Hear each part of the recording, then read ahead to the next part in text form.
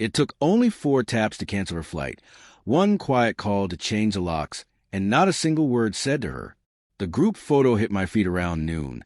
Her in a tiny bikini, drink in hand, tagged at some all-inclusive resort in Tulum. The caption read, "My body, my choice. #girls trip." But it wasn't the post that shattered me. It was the shadow behind her, a man-shaped silhouette in the sand. Him, her boss. The one she promised was nothing more than a professional relationship. The one she had the audacity to describe as emotionally distant and complicated. Right after I bought her the ticket, I didn't say anything. No dramatic confrontation.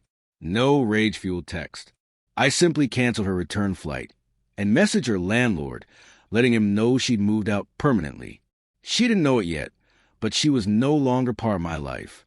I wish I could say it came as a surprise, but the truth is, I saw it coming. The girls' trip was booked last minute. All expenses covered using reward points I had racked up from working weekends and holidays. She said it was for her mental health. A reset? No phones, just freedom. I believed her. I even drove her to the airport, kissed her goodbye, told her to enjoy herself and rest. What I didn't expect was her friend Ellie, clearly drunk, tagging her in a story the next day, laughing, panning across the beachside dinner table. And there he was, Alan, sitting beside her, grinning, toasting. I DM'd Ellie, trying to sound casual.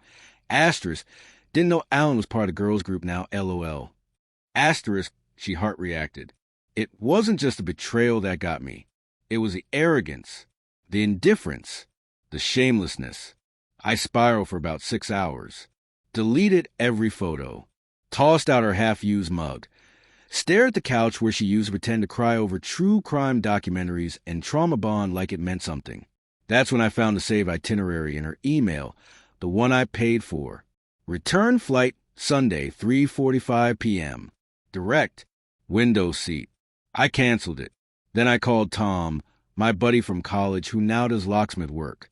I didn't explain a thing. He didn't ask. "I'll be there in 20, he said. It felt disturbingly peaceful. Like closing a broken browser tab that keeps freezing your screen. By evening, I had boxed up every trace she left behind.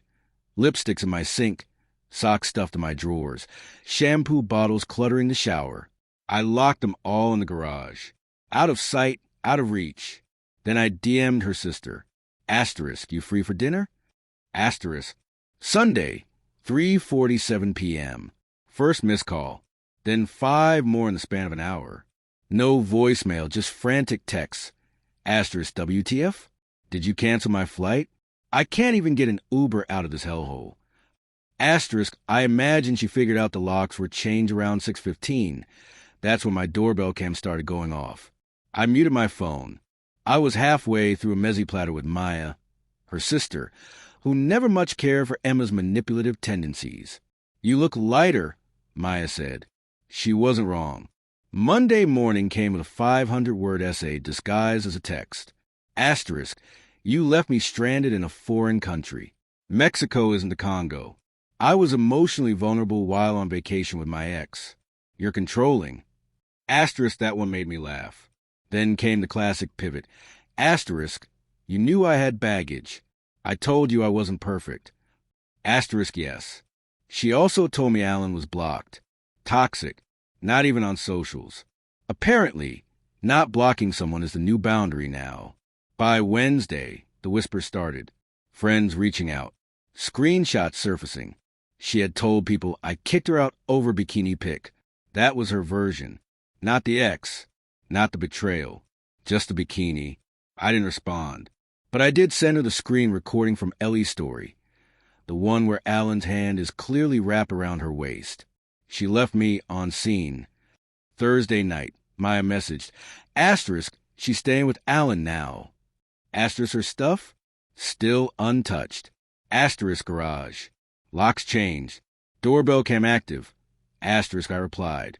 Maya heart reacted. It didn't take long for everything to unravel. Turns out Alan wasn't just her boss. He was a married boss. And not just married, but married to a corporate litigator named Victoria. Cold-blooded. Brilliant. Unforgiving. When I handed her the evidence, screenshots, hotel bookings, credit card charges, she didn't blink. He's ruined. Let's make it official. That day, I started the real work.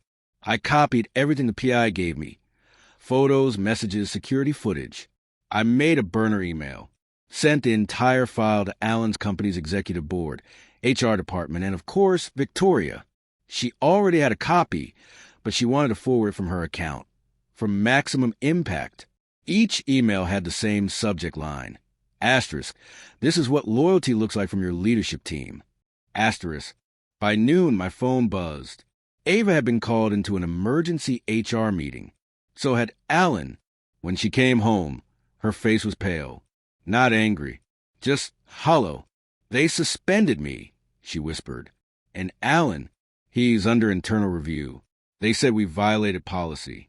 Who sent that stuff, Brian? I tilted my head. What stuff? She blinked at me. You're going to leave me, aren't you? I didn't answer. I just walked past her and said, Asterisk, pack what you need. The rest will be delivered to your boss's address. You too should get used to sharing things. Asterisk, that night, she cried herself to sleep in the room next door. I didn't flinch, because this was only the beginning. The next morning, I handed my attorney the final piece of the puzzle, the DNA test. I had been patient. I collected a water bottle from one of her prenatal appointments and plucked a strand of her hair from her brush. The result? 0% probability of paternity. I hadn't touched her since she announced the pregnancy, but I wanted court proof. That night, I handed her the manila envelope. She glanced up, anxious. What's that? Your future, I said, calmly placing it on the coffee table. She flipped through the pages. Her hand started shaking when she reached the DNA report. You tested it? Her voice cracked. I didn't say a word. You've always wanted a family, Brian, she pleaded. It's still a baby. It needs love. I nodded slowly. Yes, your boss's baby. Not mine. I'm not raising the spawn of your betrayal. And then she really broke. Slumped over, sobbing, gasping, incoherent. But I didn't reach out. I didn't comfort her. I simply said, Asterisk, if you need support, try Alan, assuming he still has a job. Asterisk, by morning I was gone. She woke up to an empty closet, frozen bank accounts, and a front door locked tight with note taped to it.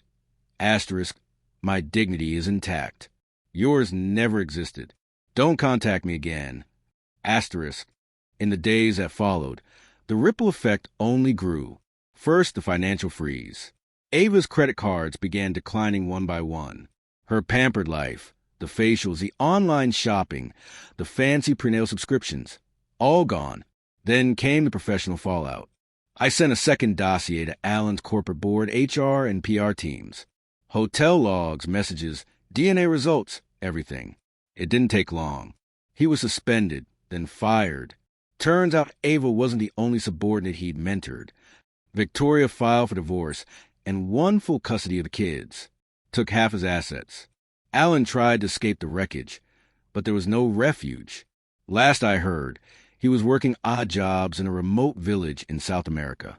But Ava's real humiliation came at the annual charity gala, the one she insisted on attending. Desperate to cling to our old life, she arrived in heels she couldn't afford anymore.